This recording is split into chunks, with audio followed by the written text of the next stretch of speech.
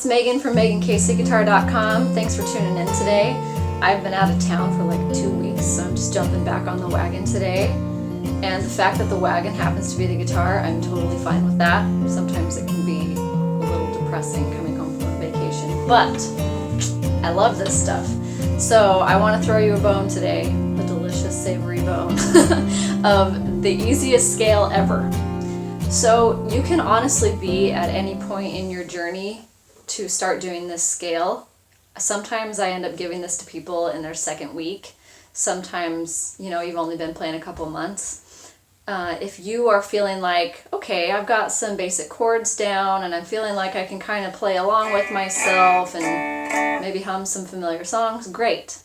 The next step in your guitar playing is stepping out into this realm of lead guitar. And you don't necessarily have to be an aspiring lead guitarist, electric guitar enthusiast to be able to do this stuff.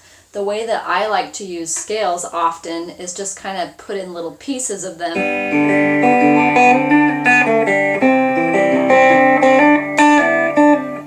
Between whatever fingerpicking thing I'm doing or just adding a little riff between some chord strumming. And this is stuff that you can start doing in a way that sounds really cool to other people, but if you really know what you're doing, it's a super rudimentary level. So the scale that we're going to be doing today is called the E minor / G major pentatonic scale. It's basically two scales in one and they can be used interchangeably. And I'll even back up a little further to say, what is a scale and why do I need to do it? So a scale is when you play a series of notes in a particular pattern. So it could be a major scale, a minor scale, and in this case we're doing a pentatonic scale. If we go back to geometry, hopefully you remember that the root pent means 5. So this scale is easy and wonderful because it only has 5 notes in it.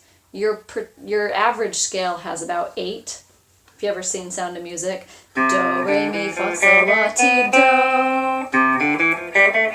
That's the major scale. The pentatonic scale, you skip a couple of those.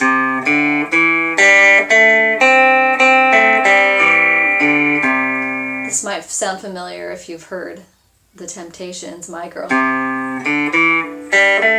Whoops. I got sunshine on a cloudy day. Anyway, so this pentatonic scale is used everywhere, and it's wonderful because you can kind of throw it in with chords that go with it, and it's kind of foolproof. It's like going rock climbing for the first time, and even though you suck, as long as you're hooked to the ropes, you're not going to die. I went climbing with my brother last week, and we did bouldering, which is funny for me because I broke my left elbow bouldering one time, and I did it again like 10 years later. I broke my ankle bouldering. So I made a promise to myself, I'm done with that. Like, this girl needs ropes.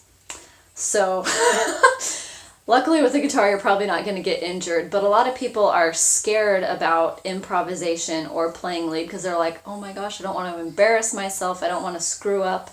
So this wonderful scale that I'm handing you, you really can't go wrong.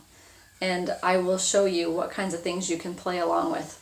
So we're going to just start with the very basic notes that you're playing. I want you to also use this as a pick exercise. So this is just giving you some good technique. We're going to practice the alternating picking. So before we even play the scale, I want you to start on your low 6th string, and I want you to do a downstroke followed by an upstroke on the same string.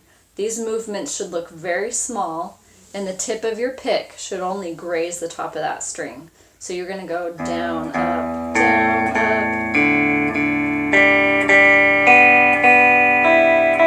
Now when you move from the 1st string back down to the 6th, it's the same thing. You're going to go down, up, down, up, down, up.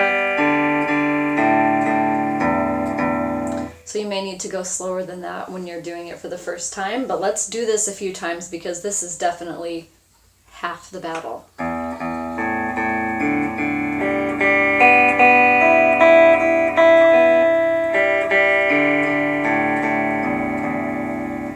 Your elbow should be on the edge of your guitar so that you're able to move that arm up and down without going anywhere. So that's...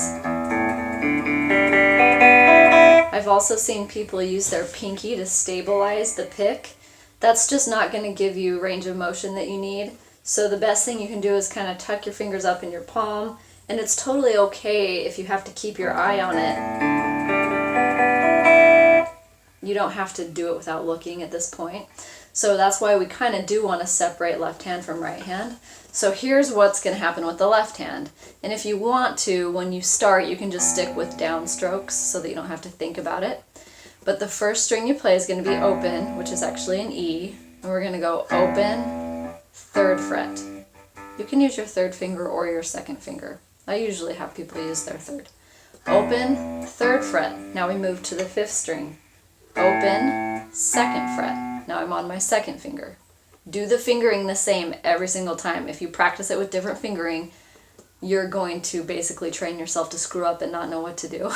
So, open, 3rd, open, 2nd. Now we're on the 4th. Open, 2nd, open, 2nd. When you get to the 2nd string, it's back to the 3rd fret. Open, and then 3rd, open, 3rd.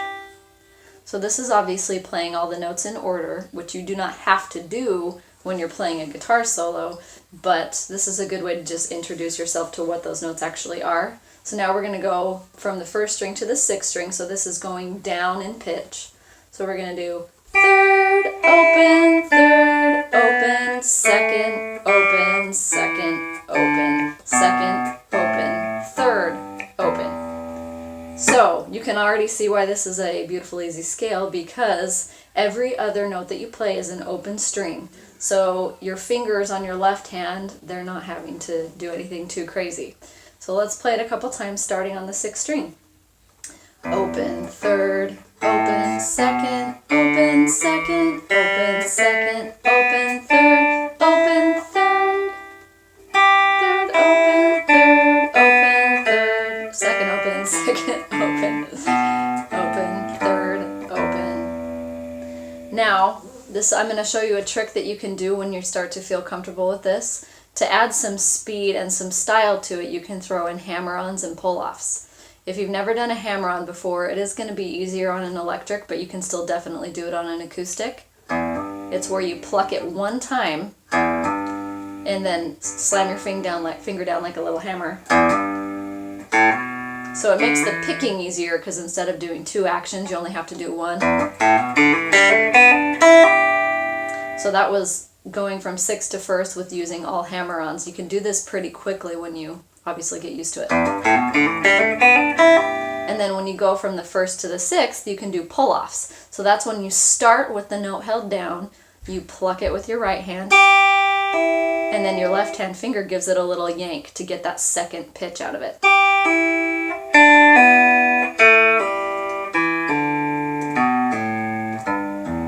They're not going to come out very loud at first, and that's totally fine. It's more you just need to get used to only plucking once with your right hand and just training your fingers to do it, and you will get louder. And I think pull-offs are a little bit easier,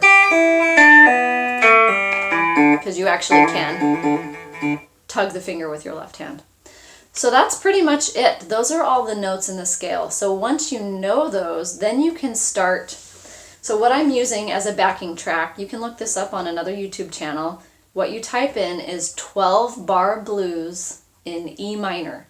You could also do 12-bar blues in G, and that would just basically mean you're playing the same thing, but you're starting on the 3rd fret instead of the open 6th.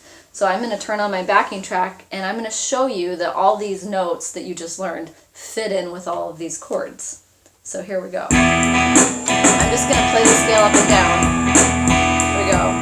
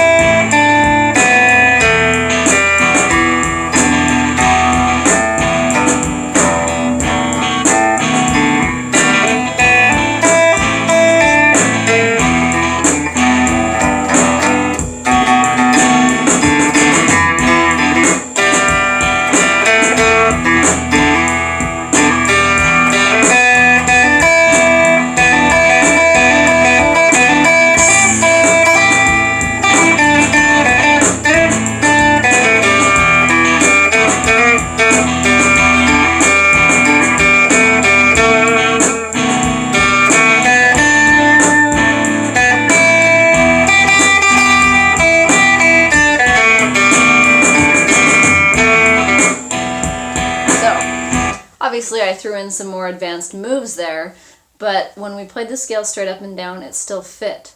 So the way that you start plugging in that improvisation is just maybe start repeating notes. Instead of playing it once, you can throw in 2 of them and change up the rhythm. Sometimes it's good to find a pattern, and then you can kind of repeat it.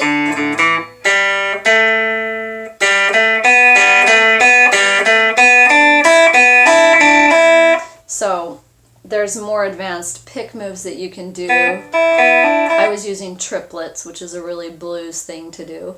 Triplet, triplet, triplet, triplet. And we can do more of those kinds of techniques in another video.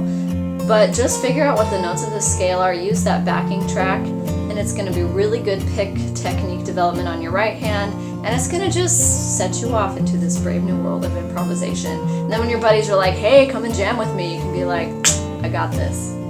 So I hope you guys have a wonderful day. Thanks for tuning in. Thanks for checking out my website, getting some free downloads, signing up for my email list. Good things to come. Peace out.